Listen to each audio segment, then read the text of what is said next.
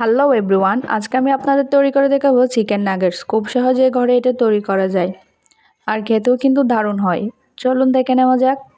এই জন্য একটা মিক্সিং বলে 1 কাপ পরিমাণের মুরগির বুকের মাংস নিয়ে নিব আর ছোট ছোট করে টুকরো করে নিব। এখন একটা ব্লেন্ডার জারে চিকেনগুলো দিয়ে হালকা করে ব্লেন্ড করে নিব। এখন নিয়ে নিব 4 পিস পাউরুটি। পাউরুটির চারপাশের অংশটা কেটে ফেলবো। এখন বেশ কিছুটা পানি নিয়ে পাউরুটিগুলো পানিতে ডুবিয়ে সঙ্গে সঙ্গে হাত দিয়ে চেপে এক্সট্রা পানিগুলো ফেলে দিব। এবার পাউরুটিগুলোকে চিকেনের মধ্যে দিয়ে দিব।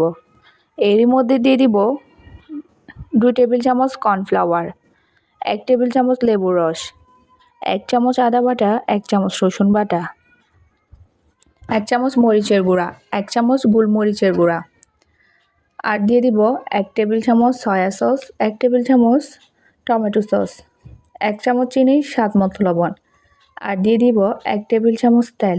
তেলের পরিবর্তে এখানে বাটারও ব্যবহার করা যায়। বাটার ব্যবহার করলে খেতে আরও টেস্টি হয়। এবার সব কিছু একসঙ্গে ভালো করে ব্লেন্ড করে নিব। ব্লেন্ড করা হয়ে গেলে একটা পরিষ্কার জায়গায় একটু তেল মেখে নিব। এবার তেল মেখে নেওয়া জায়গাটিকে চিকেনের মিশ্রণটা দিয়ে দিব আর হাতেও বেশ খানিকটা তেল মেখে নিব। তারপর চিকেনের মিশ্রণটা হালকা হাতে চারিদিকে ছড়িয়ে নিব। চুরির গায়েও একটু তেল মেখে নিয়ে স্কোয়ার শেপ করেই কেটে নিব।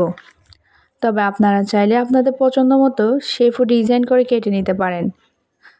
এবার একটা মিশ্রণ নিয়ে আর একটু শেপ করে নিচ্ছি যাতে দেখতে সুন্দর লাগে। এবার একটা বাটিতে একটা ডিম নিয়ে সামান্য একটু লবণ দিব আর ডিমটাকে ভালো করে ফেটিয়ে নিব। এখন নাগেটটাকে ময়দাতে কোট করে নিব আর ডিমের মিশ্রণে ডুবিয়ে নিব। তারপর নাগেটসকে ব্রেড ক্রামে দিয়ে দিব। চাইলে এখানে টুথ বিস্কুটের গুঁড়ো ব্যবহার করতে পারেন। এখন যারা নাগেটসটা সংরক্ষণ করতে চান তারা এই পর্যায়ে ডিপ ফ্রিজে রেখে সংরক্ষণ করতে পারবেন। চুলায় তেলটা গরম করে নাগেটসগুলোকে তেলে ছেড়ে দিব এবং মাঝারি আঁচে উল্টে পাল্টে বাদামি রঙে আসা অবধি ভেজে নিব। এরই মাঝে তৈরি হয়ে গেল ভীষণ মজাদার চিকেন নাগেটস। আশা করছি আপনাদের কাছে চিকেন নাগেটসের রেসিপিটা ভালোই লেগেছে।